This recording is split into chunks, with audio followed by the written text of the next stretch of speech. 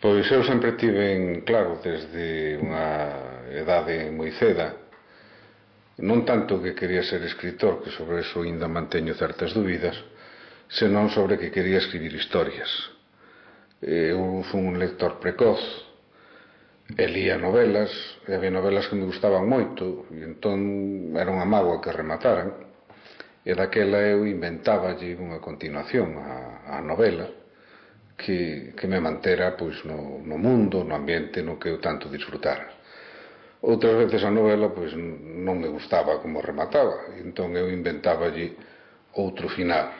Hasta que un día pois, pensei, supoño que sería algún día, que si escribía finales de historias, pois podería escribilas dende os seus comenzos. E supoño que así foi como decidín que quería escribir historias, ou tal consciencia eu teño da miña iniciación como escritor de historias, que é o que en definitiva son, e o que me gusta ser, porque isto de ser escritor, repito que xa me gusta menos, andar nas tertulias, nos grupos, nas capeliñas.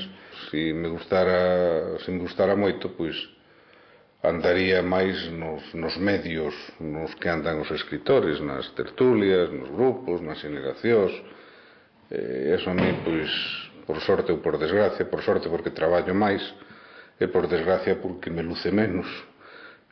Vivo moi aillado, vivo na casa, e poden pasar semanas en que suba a Santiago, semanas en que asome a orella polo mundo, porque estou escribindo e non exercendo esa condición que é necesario exercer tamén, pero para que non estou así moi dotado.